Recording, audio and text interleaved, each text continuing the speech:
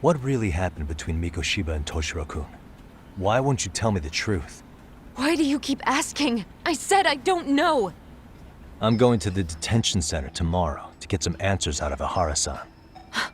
What? I saw where Mikoshiba was murdered. He endured no shortage of cruelty before he died. They tortured him, you know. They broke all his fingers before they slit his throat. No.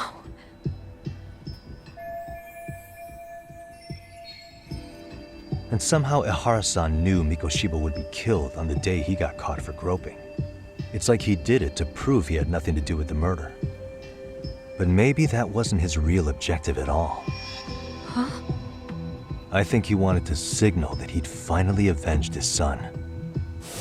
The body belongs to a guy named Hiro Mikoshiba.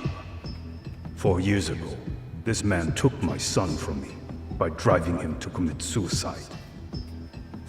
If I'm gonna face him tomorrow, I can't go in without some ammunition. So, 4 years ago, did Mikoshiba bully Toshiro-kun or not? That's all I want to know. My answer won't change. There's no evidence Mikoshiba-kun did anything wrong. Are you sure about that? Take a look at this. That's...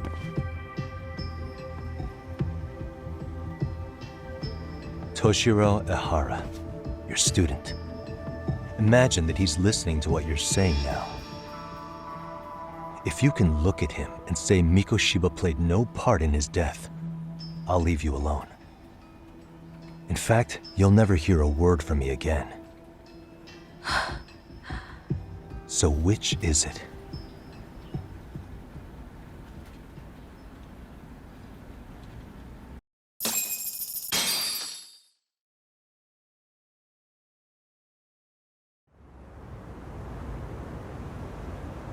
"4 years ago, not long after I'd transferred here to teach English. That's when it started. I was trying my best to get acclimated, and I was finally on a first-name basis with everyone. One day, after school, I was out on the roof taking a break, when Toshiro-kun suddenly ran by. I called out to him to ask what was wrong, but he shushed me and kept running. I saw he had a bloody nose. Moments later, Mikoshiba-kun showed up. He was looking for him. I told him I hadn't seen him. Toshiro-kun's face told me everything I needed to know. So Mikoshiba was bullying him after all. Yes. Toshiro-kun told me this later on. Whenever he'd leave school with Mikoshiba-kun and his friends, they'd force him to hand over money. At first, they'd try to pass it off as a joke. They said since he lowered the class average on tests, he ought to buy them all drinks as an apology. And Mikoshiba-kun, he was having too much fun with it to stop. He started offering tutoring sessions to Toshiro-kun, only so he and his crew could extract their tuition from him. They'd even break into his house while his mother was at work and take the money she left him for dinner. And if he couldn't pay, they'd beat him up at school or make him grovel in the bathroom. Didn't anybody see what was really happening? The teachers either saw nothing or turned a blind eye. Few students knew about it, though. Anyway, I ended up relaying everything Toshiro-kun had told me to those boys' homeroom teacher.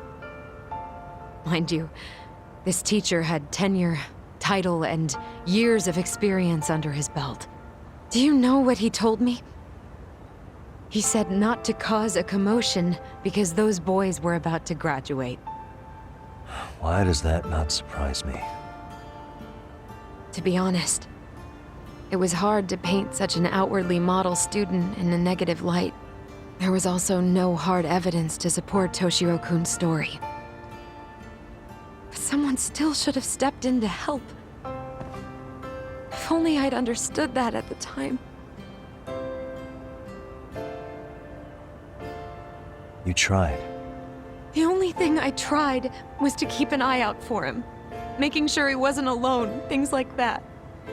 But unfortunately, that wasn't good enough.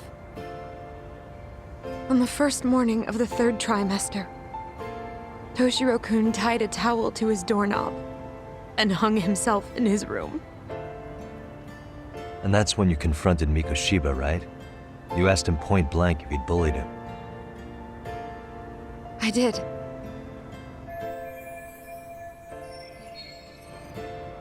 Mikoshiba-kun pretended to know nothing. He was more careful, shaken even, from then on. In all honesty, when I heard a third-party committee was investigating, I was hoping the truth would come out.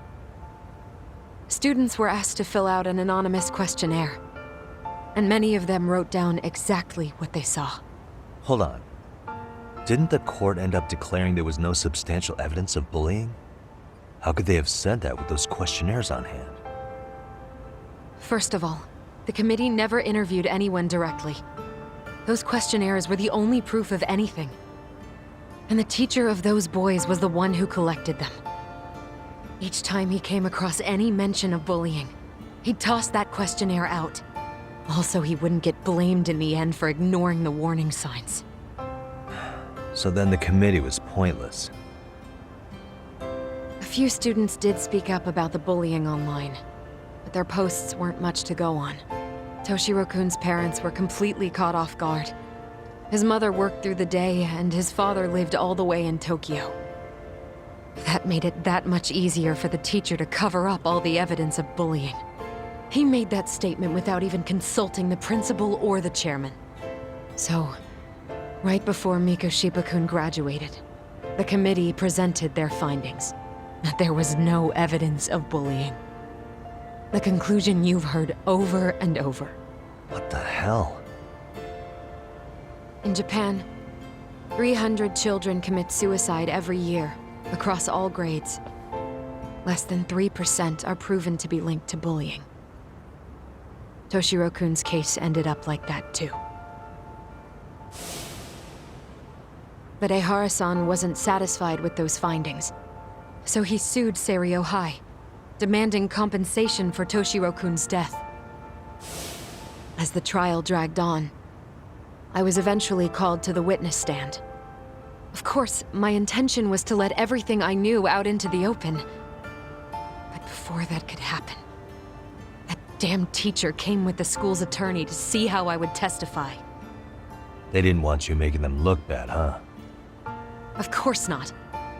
That's when I first learned what he did with those incriminating questionnaires. They had no choice but to reveal everything to me, to try and sway me to their side. I guess they were just that desperate. After all, I was the only adult who Toshiro-kun confided in. I don't think he'd spoken to his parents about it once. So yes, that's why there was never any objective evidence of bullying. It wasn't like I had a mind to record our conversations. And I hadn't personally witnessed it either. The school attorney saw fit to remind me that the law says innocent until proven guilty. And if I couldn't produce tangible evidence, then I shouldn't be accusing Mikoshiba-kun. So it was witness tampering. That is, they coerced you into false testimony? Yes. Must have been incredibly hard on you. What I should have done was told the truth regardless. But what else could I have really done for him? Some days I just don't know. As much as I've tried to convince myself I did everything I could for him, I can never fully believe it. So what happened to the teacher who covered all this up? He transferred to another school. God, to think he's still standing at a podium somewhere. That's unfortunate. Even so, I don't have the right to place the blame solely on him.